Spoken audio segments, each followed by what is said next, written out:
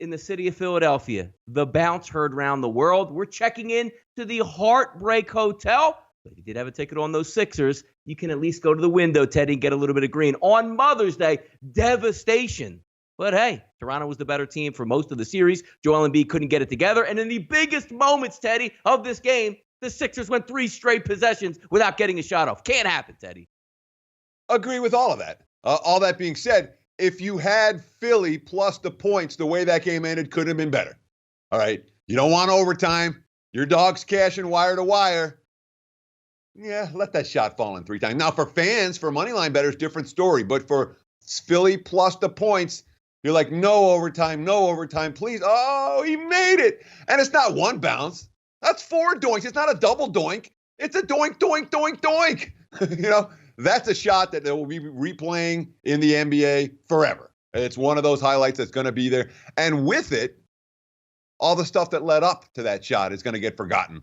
Like you talked about Philly's dead possessions. What about Jimmy Butler taking the ball and hitting over Ibaka to tie the game with 4.2 seconds left or whatever it was?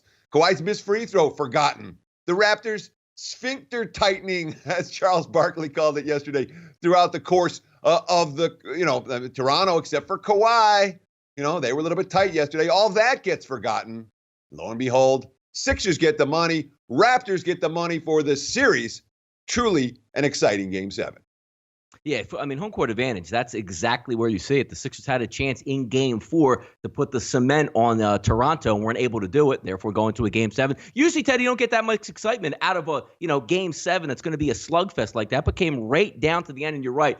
You really couldn't have drawn up a play and had it any better than what you had defense on Kawhi Leonard with 4.2 seconds left to go. They inbound the ball. He dribbles it out for a long shot. And to be honest with you, Teddy, when I saw the shot trajectory go up, I've really figured it was an air ball. Even though it hit the rim the first time, just going to harmlessly fall away. I was actually shocked that ball went through the hoop. But what can you say more about Kawhi Leonard, Teddy? When you go after and you get a superstar, superstars are meant for the biggest moments. They scored 92 points, Teddy, 41 from Kawhi Leonard. Yeah, and look, Kawhi took a lot of shots. His efficiency wasn't what we normally see from Kawhi Leonard, but game on the line, A, hit the game winner. B, he was the only guy on Toronto who was comfortable in his offense yesterday. The team as a whole, again, go back to Barkley. That sphincter was really tight. It wasn't for Kawhi, and it made obviously all the difference. Now, when that shot goes, Embiid's guarding him like an inch from the three-point line. It's a terrible look. But it dropped. And again, if you're a Philly fan, one more reason why you never want to be a fan, because you're devastated today. If you're a Philly bettor, hey, it's all smiles, man. Sixers covered the number.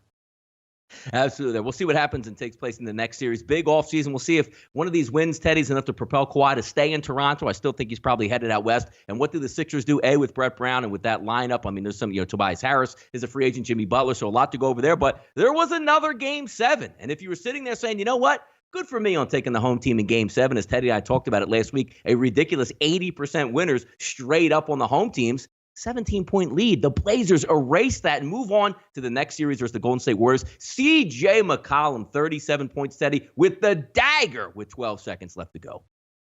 He single-handedly won the game.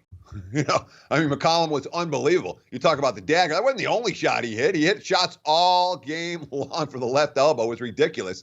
And obviously, we're not expecting Portland to win straight up on the road in Game 7 in a game where Damian Lillard goes 3 for 17 from the floor.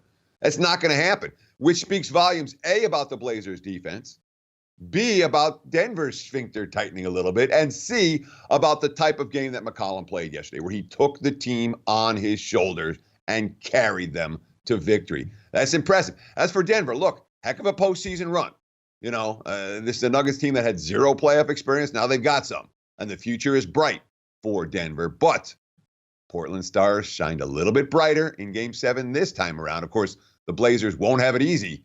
Short turnaround time before they head to Golden State for Game 1. We'll talk about those series prices later in the show when we come to the Off the Mic segment.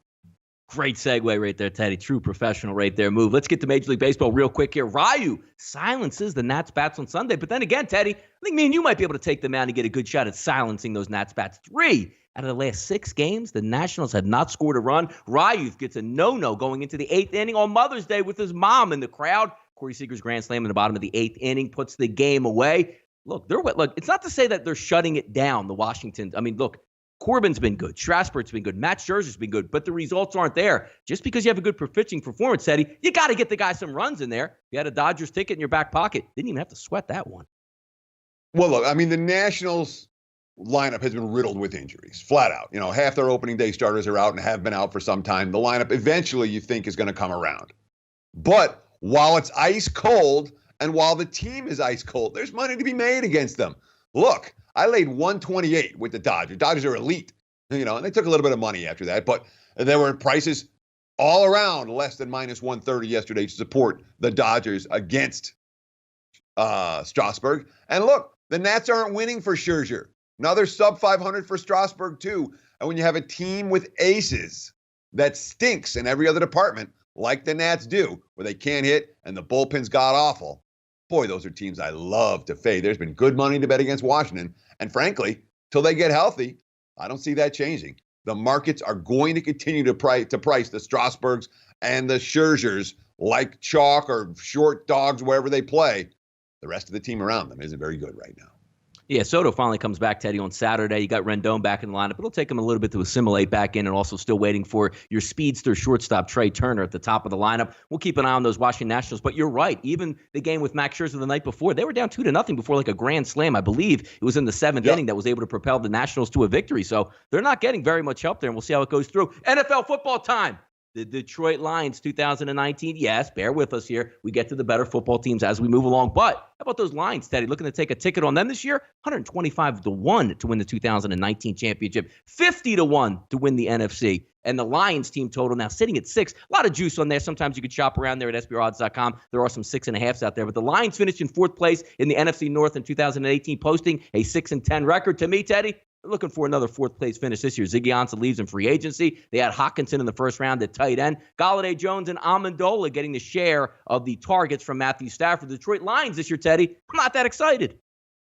No, and when you look at the rest of the division, you understand why the Lions are being priced as a last place team. It's not even close.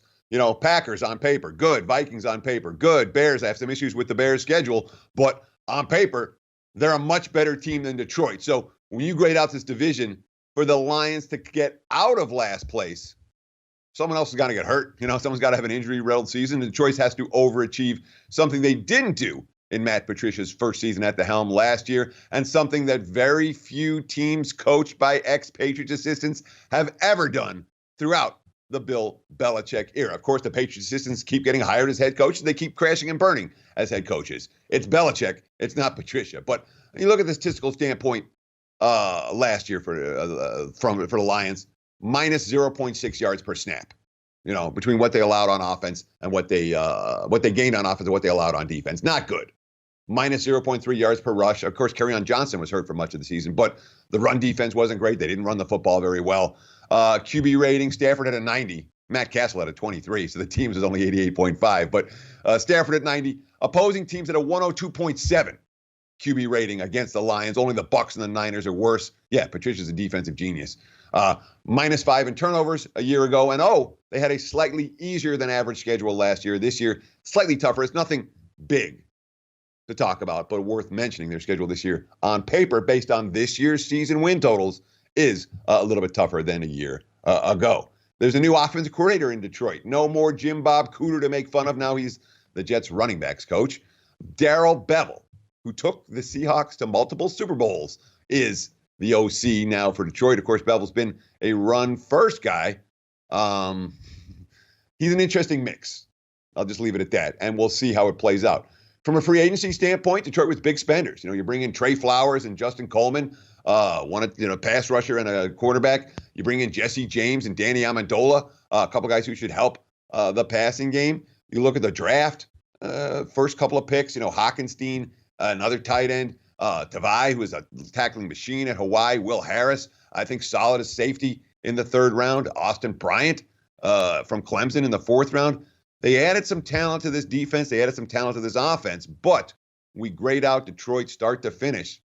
They're still the weakest team in the division, and frankly, it's not all that close.